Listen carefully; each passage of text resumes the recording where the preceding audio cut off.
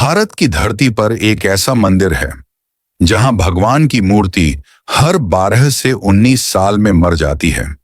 जहां विशाल इमारत होने के बावजूद दोपहर के समय छाया नहीं दिखती। जहां मंदिर का ध्वज हवा की उल्टी दिशा में लहराता है।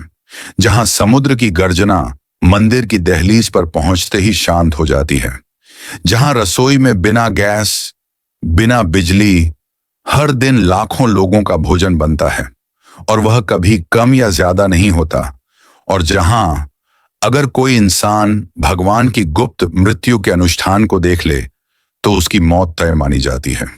सोचिए, क्या यह सब सिर्फ आस्था है या इस मंदिर में सचमुच कोई ऐसा रहस्य छुपा है जिसे आज तक कोई सुलझा नहीं पाया।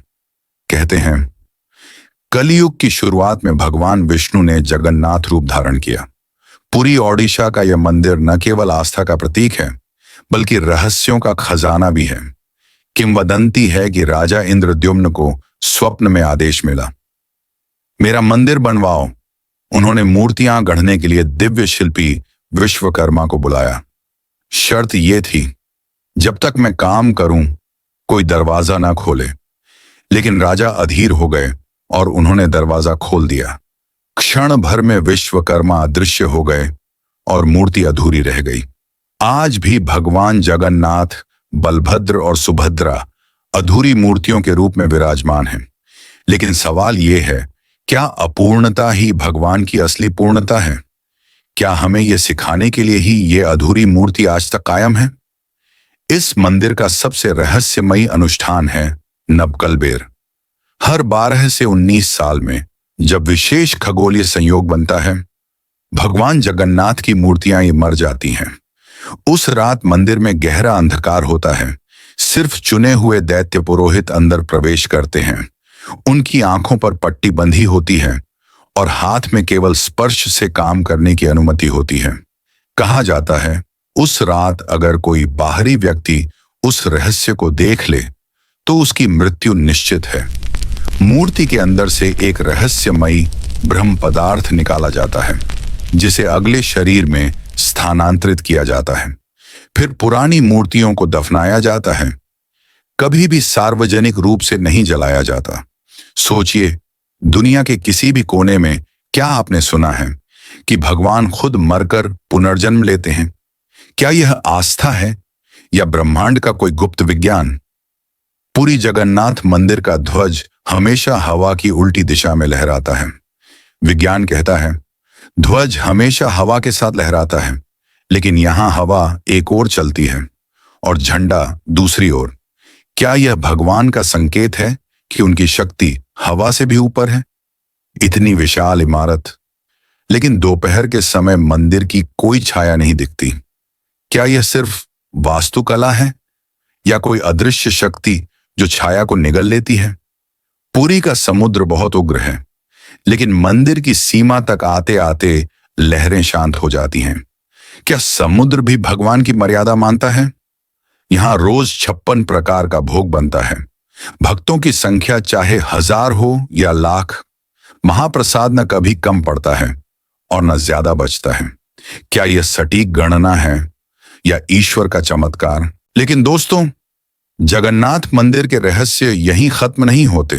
क्या आप जानते हैं, यह मंदिर अपने आप में एक विज्ञान और आस्था का संगम है।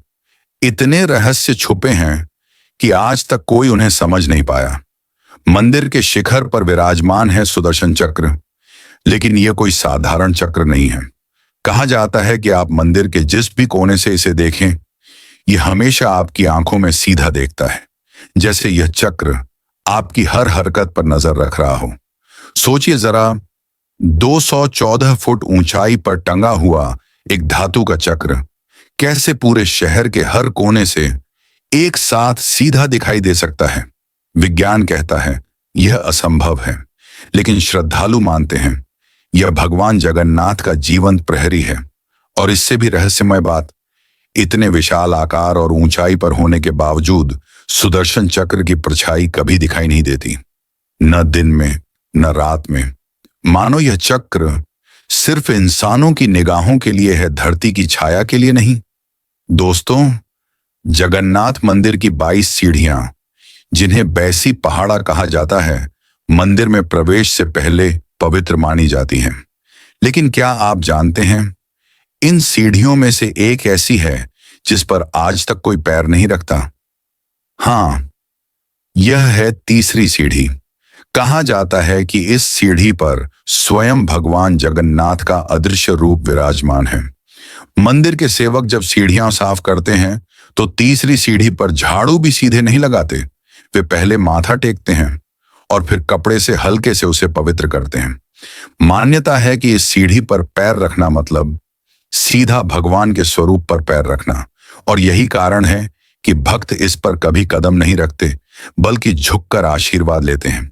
कुछ विद्वानों का मानना है कि यह सीढ़ी मोक्ष द्वार का प्रतीक है, जहां इंसान अपने सारे पाप और बोझ छोड़कर भीतर प्रवेश करता है। तो अगली बार जब आप जगन्नाथ मंदिर जाएं, याद रखिएगा, तीसरी सीढ़ी पर कदम नहीं रखना है, वहां केवल सिर झुकाना है। लेकिन दोस्तों, जगन्नाथ मंदिर का एक और रहस्य है जो शायद बहुत कम लोग जानते हैं। मंदिर प्रांगण में एक दीपक है जिसे कहते हैं जगन्नाथ का अनंत प्रकाश। कहा जाता है कि सदियों से यह दीपक जल रहा है। तेज तूफान आए, बारिश हो, समुद्र की हवाएं गरज उठें, लेकिन इस दीपक की लौ कभी बुझी नहीं। पुजारी रोज तेल और बाती बदलते हैं, लेकिन आग वहीं रहती है, जैसे किसी अदृश्य शक्ति ने उसे सुरक्षित कर रखा हो। सोचिए जरा, खुले आकाश में कोई लौ इतनी लंबी उम्र तक कैसे जीवित रह सकती है? क्या यह सिर्फ परंपरा है या फिर सचमुच भगवान की दिव्य ऊर्जा जो हर हाल में जलती रहती है? विज्ञान कहता है खुले वातावरण में, हवा और बारिश में कोई लौ हमेशा जीवित नहीं रह सकती, लेकिन यहां सदियों से यह चमत्कार जारी है। तो क्या यह दीपक जगन्नाथ की उपस्थिति का प्रमाण है या फिर किसी ऐसे प्राचीन रहस्य का जिसे आज तक कोई समझ नहीं पाया? मंदिर के ऊपर उड़ते पंछी अचानक नीचे नहीं आते। कहा जाता है ऊपर एक अदृश्य शक्ति है जो पक्षियों को दूर रखती है। क्या यह सच है या केवल मान्यता? पुरी की रथ यात्रा, आस्था का सबसे बड़ा पर्व। कहते हैं अगर कोई भक्त रथ की रस्सी खींच ले तो जन्म जन्मांतर का पुण्य मिलता है। लेकिन क्या आप जानते हैं, रथ खींचना आसान नहीं। कई बार हजारों लोग रस्सी खींचते हैं पर रथ जड़ बना रहता है। फिर अचानक भगवान की इच्छा होते ही पहिए सहज गति से चल पड़ते हैं। क्या यह संयोग है या भगवान का प्रत्यक्ष आदेश? इतिहास बताता है पुरी मंदिर पर कई बार आक्रमण हुए, लेकिन हर आक्रमणकारी का अंत बेहद रहस्यमय हुआ। एक कथा है, एक राजा ने मूर्ति को क्षति पहुंचाने की कोशिश की, लेकिन जैसे ही उसने मूर्ति को छुआ वह पत्थर बनकर गिर पड़ा। क्या यह सिर्फ कहानी है या भगवान की सजा? इतिहासकार कहते हैं जो भी इस मंदिर से टकराया उसका नाम मिट गया। क्या यह भगवान की रक्षा है या संयोग? कई लोगों का दावा है कि उन्होंने मंदिर में अलौकिक शक्तियों का अनुभव किया।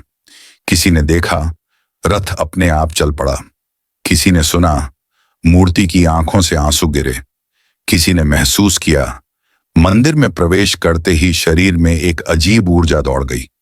लेकिन विज्ञान के पास इन अनुभवों का कोई जवाब नहीं। वैज्ञानिक कहते हैं यह सब इंजीनियरिंग और गणना है। ध्वज का उल्टा लहराना हवा की दिशा का भ्रम है, छाया का न दिखना वास्तुकला का करिश्मा है, महाप्रसाद का संतुलन खाना बनाने वालों की सटीक योजना है। लेकिन सवाल यह है, क्या विज्ञान बता सकता है कि भगवान की मूर्ति मर क्यों जाती है? क्या विज्ञान समझा सकता है कि समुद्र मंदिर के पास शांत क्यों हो जाता है? क्या विज्ञान यह साबित कर सकता है कि रथ तभी चलता है जब भगवान चाहें? शायद नहीं, क्योंकि कुछ रहस्य ऐसे होते हैं जो विज्ञान से परे हैं।